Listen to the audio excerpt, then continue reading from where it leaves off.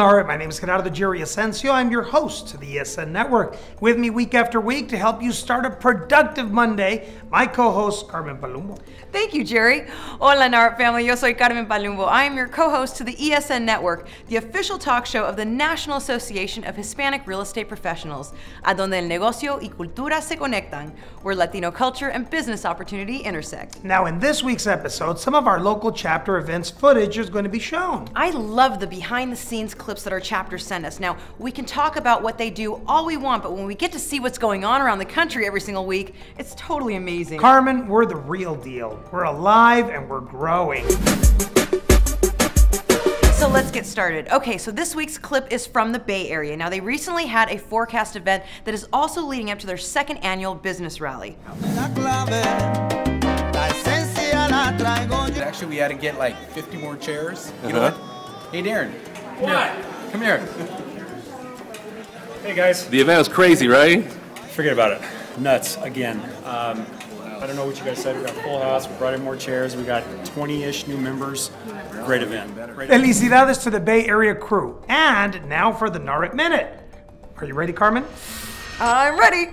Let's get started. On January 3rd, Joe Neary and Leo Pareja attended the swearing-in of the Hispanic Caucus in Washington, D.C. with Vice President Joe Biden. Thanks to Joe and to Leo. Freddie Mac and NAR have agreed to host NAREP leaders at their Washington, D.C. headquarters as part of the Leadership Academy training to be held in June. You don't want to miss this. NAREP's 2011 State of Hispanic Homeownership Report was referenced by the world-renowned Nielsen Company on the recent Hispanic Consumer Report. The report notes the extraordinary buying power of the United States Hispanic market, and that can be viewed at www.narep.org. Now, the 2012 State of Hispanic Homeownership Report will be released in March. NAREP welcomes our newest staff member, Omar Tejeda, to the staff as Director of Events and Corporate Membership. Congratulations, Omar. And NAREP would like to say a special thank you to Tanya Rue and Carmen Mercado for their service as Chairman of our Corporate Board of Governors and our CBOG Board Liaison. And finally, NAREP announces the election of Jason Madiedo as 2013 President-elect.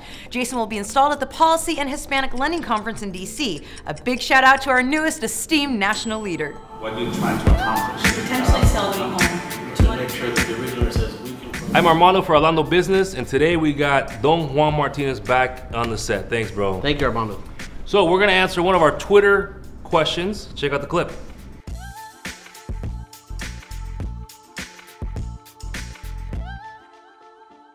I would say that, you know, over the last 12 or 13 years that I've been in the business, I've had a lot of loan officers ask me, you know, for business. They want to work with me. And I would say 95% of the time, their approach is the wrong approach, right? They're asking me for business. And I'll tell you, the few loan officers that I've created relationships over long period of time, are the loan officers that were smart enough to say, hey, here's a referral. Here's a buyer, here's an approved buyer for $200,000, $150,000. This buyer means a lot to me. I know you're the best agent in the marketplace. Can you work with my buyer? Okay. Why is that different than the other ways? Well, because most loan officers are saying, well, I could close it in 20 days. We have an underwriter. I could close it in 15 or 30 or blah, blah, blah, blah, blah, or I have the best rates. See, as a loan officer, you're an agent. I'm a loan officer with Wells Fargo. And I say, hi, Armando. My name is Juan with Wells Fargo. And, you know, today I have an approved buyer for $200,000. I hear a lot of great things about you and your team and what you're doing in the marketplace, and I'd like to refer this buyer to you because this buyer is a family member, a friend. They mean a lot to me, and I want them to be really taken care of. So you now handle this buyer. Of course, you're going to take the lead in the approval. You're going to close the deal. I'm going to close this on time, if not earlier than the closing date. Okay, I'm going to make it no drama during the transaction. I'm going to make it as smooth and easy for you. Okay, I'm not going to ask you for business. I'm not going to ask you anything. You're going to come back as an agent and say, hey, I appreciate this lead and I appreciate, you know, I appreciate this closing. Hold on, but you've also mentioned how lenders always say, I can close a deal, I can close it on time. Right. I know you're not a big fan of the pitch being, I can close on time. Right. Talk to them about that. As a loan officer, I'm going to prove to you that I can close it, no drama, clean deal, close it on time, and make that transaction as smooth for you as possible. And then would you suggest for the lender to meet with the realtor to go over the transaction? So I'm gonna possibly wait for that agent to ask to meet with me.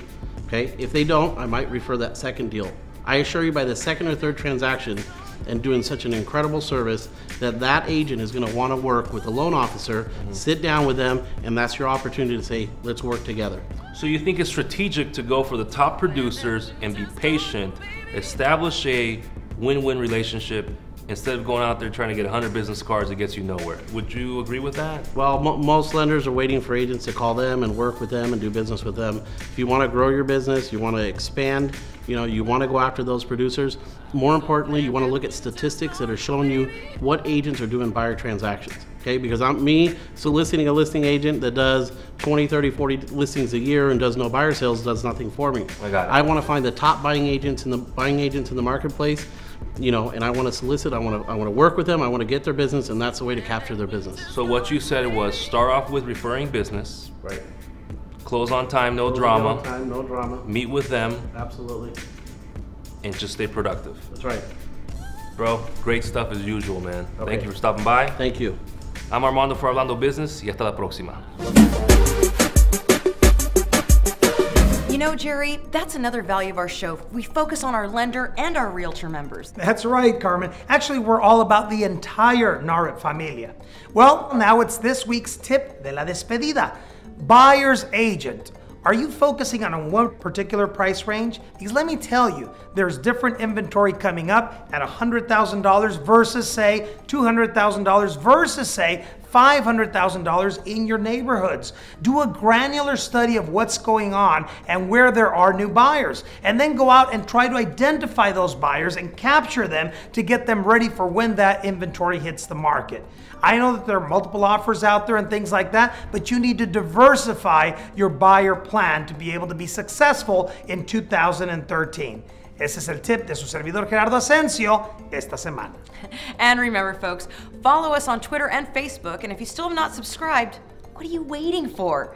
Y ahora, la canción de la semana, a classic by El Gran Combo, El Teléfono.